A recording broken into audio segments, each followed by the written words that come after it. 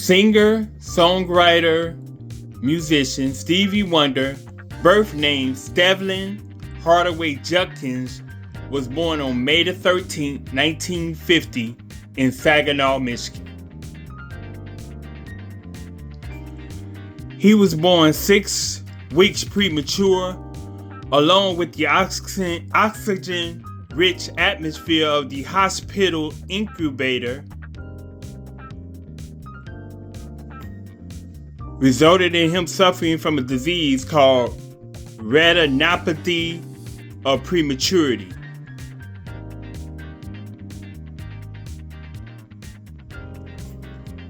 Which aborts eye growth and causes the retinas in the eyes, both retinas in the eyes, to detach, which caused him to be blind.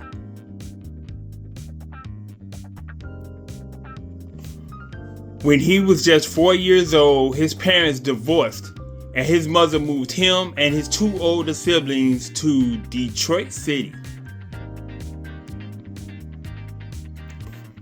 He started playing instruments at an early age, instruments such as the harmonica,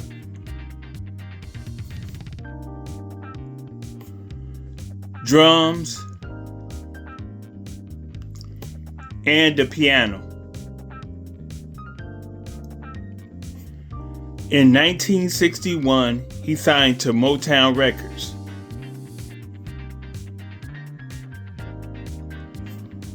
Also in 1961, he legally changed his last name from Judkins to Morris. He attended Fitzgerald Elementary School in Detroit.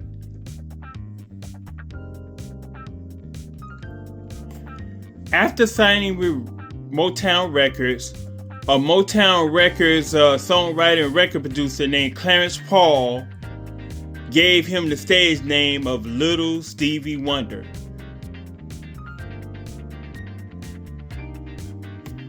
After giving him the stage name Little Stevie Wonder, Clarence Paul went on to work with Little Stevie Wonder on his first 2 albums. The Jazz Soul of Little Stevie Wonder, which was actually an all-instrumental album, and an album called Tribute to Uncle Ray, which was an album that contained mostly covers of songs from the one and only Ray Charles himself.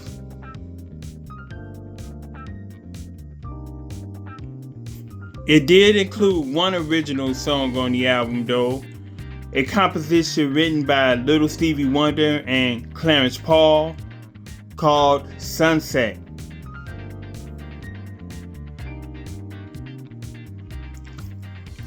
Both albums were released in 1962, and although A Tribute to Uncle Ray was recorded first, the Jazz Soul of Little Stevie Wonder album was released first. After the release of the Jazz Soul of Little Stevie Wonder album in 1962, he enrolled in the Michigan School for the Blind in Lansing, Michigan.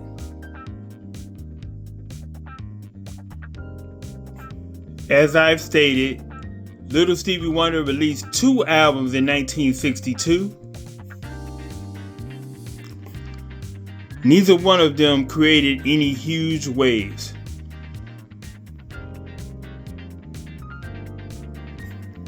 At the end of 1962, he joined the Motown Review, and he toured the Chitlin circuit all across America.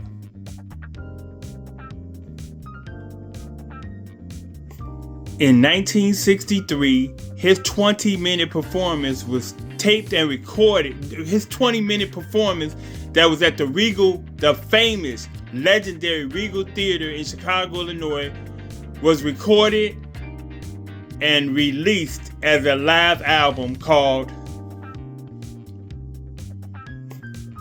Recorded live, the 12-year-old genius.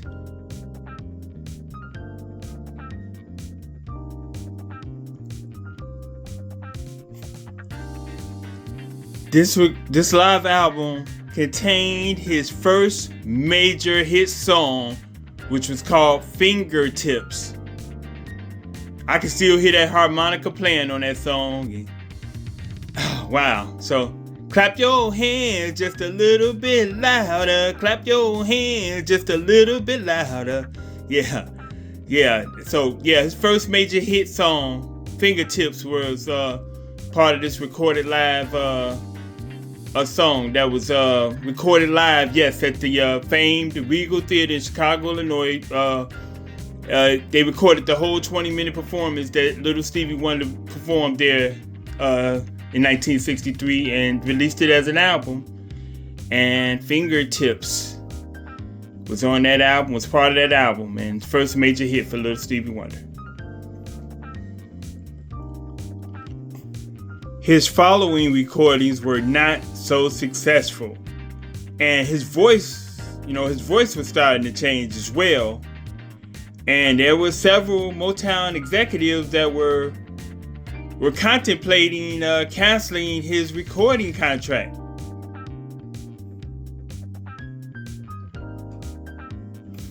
In 1964, he appeared in 2 movies as himself, Bikini Beach and Muscle Beach Party.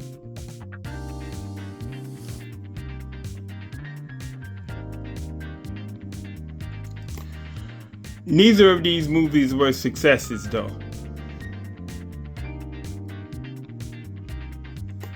In and around 1965, Motown songwriter Sylvia Moy convinced label owner Berry Gordy to give Stevie another chance.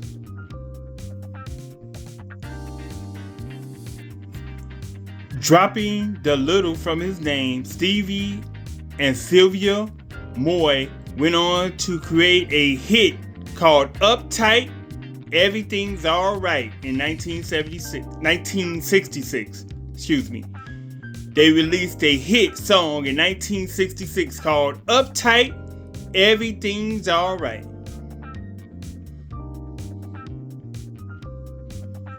In the mid-1960s, Stevie went on to release other hit songs called With a Child's Heart and Blowing in the Wind. Blowing in the Wind was a song written, recorded, and released by the one and only Bob Dylan in 1962.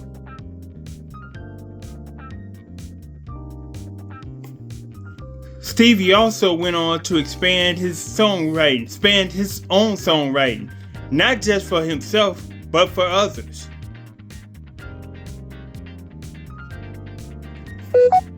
He wrote the song The Tears of a Clown for Smokey Robinson and the Miracles, which was a hit for that group, which was a hit for Smokey Robinson and the Miracles.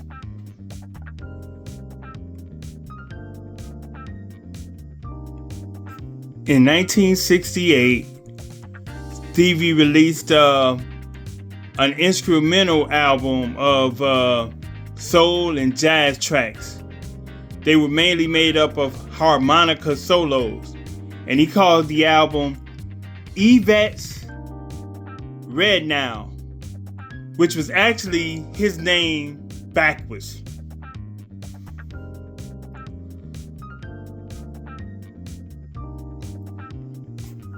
Although that album didn't fare too well for Stevie, it didn't matter much because from 1967 to 1970, Stevie was on a roll with hits such as I Was Made to Love Her,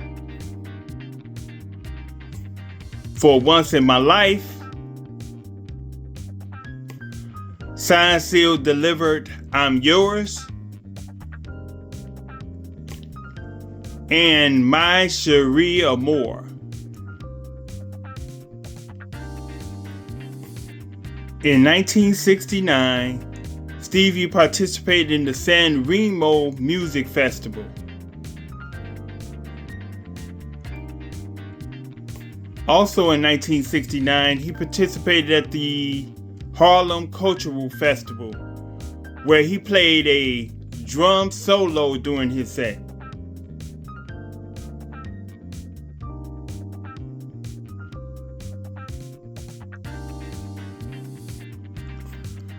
With that, I'm going to end this video right here. This is part one on my series on Stevie Wonder, and it will be 3 more parts to this series on Stevie Wonder. So this is just part 1. And like I said, with that, I'm gonna end part 1 right here. Please feel free to like, share, comment on this video. Also, subscribe to the channel if you haven't already. After subscribing, please click that little notification bell in order to be notified of any new uploads from the channel. I thank you all for your support. I truly appreciate it. I hope to see you in the next one. And I'm out on this one. Peace! One love. Stay safe. Continue to be blessed.